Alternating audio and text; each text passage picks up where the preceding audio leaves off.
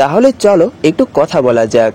যদিও আমরা দুজন আলাদা আলাদা র্যাঙ্কের মধ্যে আছি, কিন্তু এরপরও আমরা একই ধরনের, কারণ আমরা দুজনই ডেভিল দ্বারা পজেস।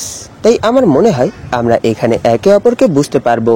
এইসব শুনে আস্থা বলে, এরকমটা কখনোই হবে না, কারণ তুমি তোমার কিংডমের মানুষদেরকে অনেক খারাপ ভাবে ট্রিট করেছো। তাই তুমি এটা কি করে ভাবতে পারো যে আমি এখানে তোমার সাথে কথা বলবো?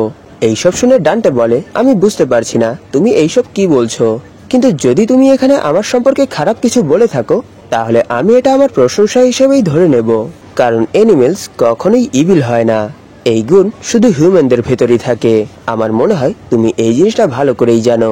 রাগ, বদলা, অহংকার, ডিস্ট্রাকশন, এই সবগুলো গুণই হিউম্যানদের ভেতর থাকে, আর এই গুণগুলোই খারাপের সিম্বল। আর এই সবগুলো গুণ যখন তোমার ভেতর হবে তখনই তোমাকে সত্যিকার অর্থে হিউম্যান বলা যাবে।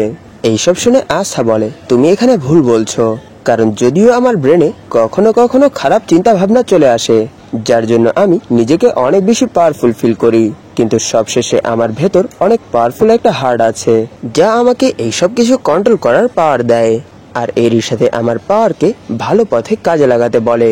আর সত্যিকার অর্থে হিউম্যান এরকমই হয়। এইসব শুনে ডান্টে বলে, আমার মনে হয় তুমি একটু অন্যরকম ভাবে ডেভিল পজেস। তখন সে দেখতে পায় রোজের জন্য তার এত বেশি প্রেসারের পরও আজ তার বডিতে অতটা এফেক্ট পড়ছে না। তখনই ভেনেসা বলে, যতক্ষণ পর্যন্ত আমি এখানে আছি ততক্ষণ পর্যন্ত তুমি আমার ফ্রেন্ডদের কোনো ক্ষতি করতে পারবে না। এইসব শুনে ডান্টে বলে, এখন থেকে তুমি আমার, এরই জন্য তুমি তোমার পাওয়ার শুধু আমার জন্য ইউজ করবে। এটা বলেই ডান্টে সেখানে তার 60% পাওয়ার ইউজ করে, যার জন্য রোজ সেখান থেকে গায়েব হয়ে যায়।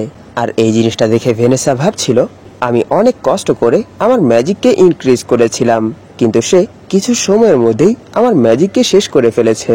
তখন সেখানে হেনরি ভাবছিল, আমার কাছে এই সময় অত বেশি ম্যাজিক পাওয়ার বেঁচে নেই যার সাহায্যে আমি এই বেসকে এখান থেকে মুভ করতে পারবো। এটা বলেই সে সেখানেই বেহুশ হয়ে যায়, আর এরই সাথে ব্ল্যাক বুলস বেসও সেখানেই পড়ে যায়। তখনই ডান্টে গ্রে, ঘোষ আর ভেনেসাকে বেস থেকে বাইরে নিয়ে আসে, আর এরই সাথে সেখানে পাথরের সাহায্যে একটা শর্ট ক্রিয়েট করে ফেলে আর বলে, এখন তো তুমি আমার হাতে এরকমটা করা ছাড়া আর কোনো রাস্তাই ছাড়োনি, তাই আমাকেই এখন ফোর্সফুলি তোমার ভেতরের আসল রূপ বের করতে হবে। এইসব শুনে আস্থা বলে, না তুমি এরকমটা করতে পারো না, কিন্তু সেখানে ডান্টে সেই শর্ট ঘোষের আর পার করে দেয়। আর এরই সাথে আমরা দেখতে পারি এই জিনিসটা দেখার সাথে সাথেই আস্থার ভেতরের ডেভিল জেগে ওঠে, আর এরই সাথে আস্থা ডান্টের উপর অ্যাটাক করে দেয়। তখন ডান্টে আস্থার সেই অ্যাটাক ডজ করে ফেলে আর বলে, হ্যাঁ দেখো এটাই তোমার আসল ফর্ম, তুমি আসলে দেখতে এরকম।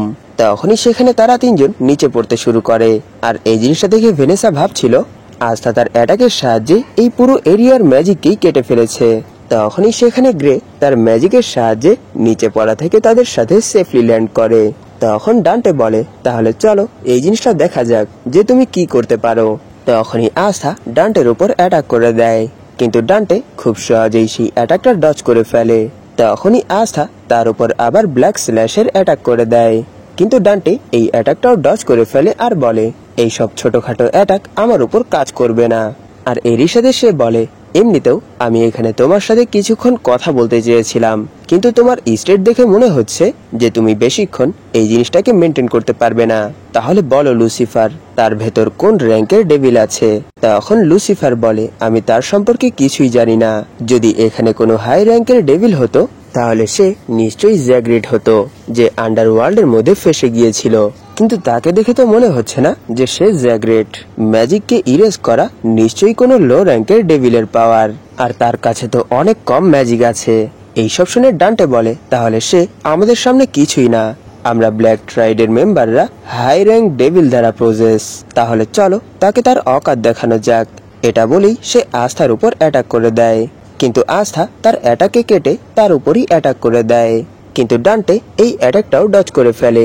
এই জিনিসটা দেখে আস্থা অনেক বেশি রেগে যায়, আর এরই সাথে সে পাগলের মতো তার উপর অ্যাটাক করতে শুরু করে দেয়।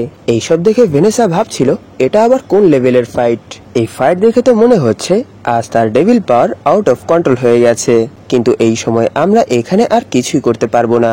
আমাদের আস্থার উপর বিশ্বাস রাখতেই হবে, আর এখানে ঘোষেরও কিছু করতে হবে, নয়তো সে এখানেই ব্লাড লসের জন্য মরে যাবে।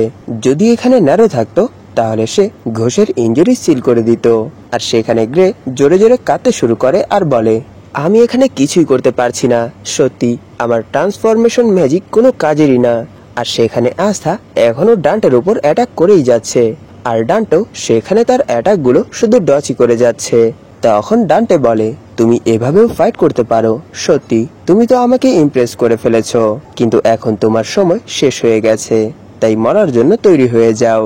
এটা বলেই সে সেখানের পাথরগুলোর সাহায্যে শট ক্রিয়েট করে আস্থার উপর অ্যাটাক করে দেয়, কিন্তু আস্থা সেই সবগুলো শট সেখানেই ভেঙে ফেলে আর এরই সাথে ডান্টের দিকেই এগোতে শুরু করে। এইসব দেখে ডান্টে বলে, তুমি এখনো হার মানছো না, তোমার এই জিনিসটা একসেপ্ট করে নেওয়া দরকার যে তুমি আমাকে কখনোই হারাতে পারবে না।